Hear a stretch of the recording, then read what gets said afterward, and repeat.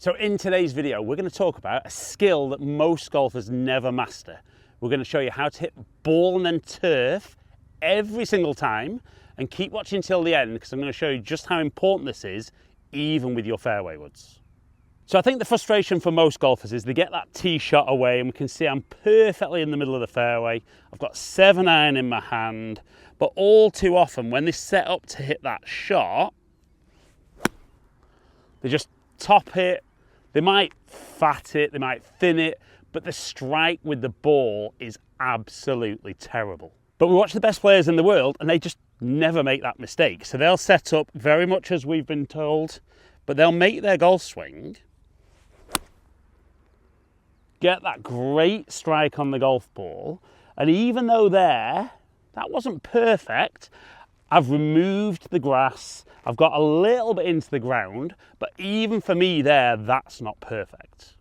So what we need to understand is when we make our golf swing, the golf club is moving in a circular motion around our body, and we've all been told that we need to hit down on the ball, but I hate that phrase because particularly when we look down the line, what we see with golfers trying to hit down is that club gets really, really steep, and then face on, we just hit the ground way too hard, in the wrong place as well, and then we see lots of funky movements trying not to bury the club in the ground.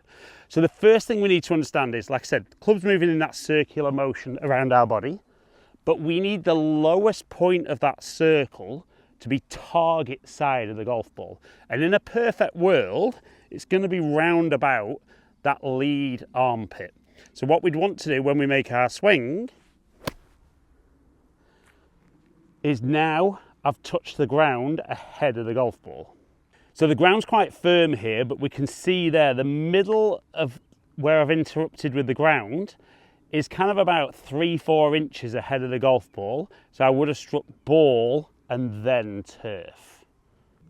Okay, so what we need to understand is when we make our backswing, as the hands are getting to the top of the swing, we want to feel that we move our lower body towards the target, but also it moves down slightly. So we're going to actually make the bottom of the swing a little bit lower, but also move in front of the golf ball. So the ball's nicely kind of opposite my sternum with a short iron. We're going to make a couple of practice swings. And we can see there, I'm starting to hit ahead of the golf ball, but I think the worry for a lot of golfers is they then feel that they're hitting the ground very hard. So that's where, once we've got that little movement in, we can really focus on getting that left leg straightening, and that gets us up and out of the ground. But we can see straight away, my swings, I'm starting to take a little bit more of a divot, even though the ground's quite firm, but they're definitely target side of the ball. Now, then we set up with the iron, we really focus on those movements, and that's a great strike. And even though I felt I made a lot of contact with the ground, it was definitely ahead of where the golf ball would have been, struck perfectly, and absolutely where I would want. Okay, now probably the clubs that golfers struggle with this most is once we get into fairway woods. So I've got a 3-wood in my hand here.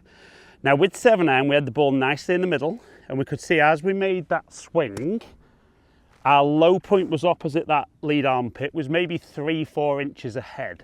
So that club's traveling down a lot when it hits the ball, then continuing into the turf. Now there's lots gets made about should I take a divot or shouldn't I with my fairway wood. For me, we should still be getting some interaction with the ground, and it still needs to be target side of the ball. Now, we don't necessarily want the ball all the way back, but this is where it does become very personal. If when you were doing that move with the iron, you saw that your divot was only just ahead of the golf ball, you can see your low point's only slightly ahead. Club's not traveling down a huge amount.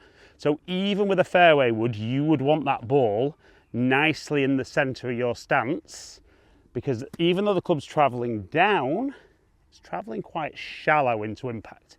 Now for me, I do get my low point 3 or 4 inches ahead with 7-iron, so I can then afford to move that ball slightly forward of center, Focus on the exact same movements.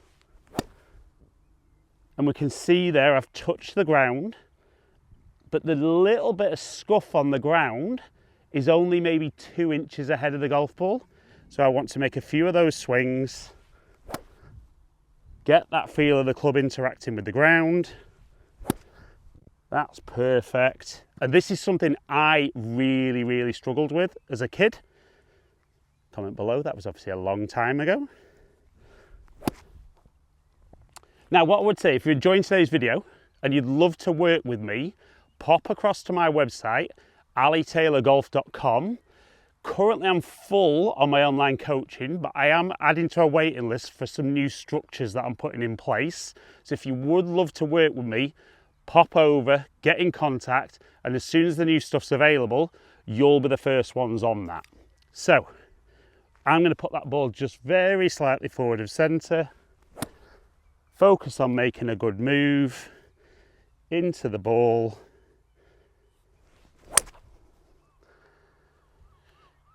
Great strike. Didn't take a divot, but just took a little bit of grass there. Golf ball's in the air. It's a good distance. And if you can make sure with every club in the bag, particularly when the ball's on the ground, that low point is ahead of the ball and a little bit lower than as we address, you're going to hit every shot perfectly from the ground every single time.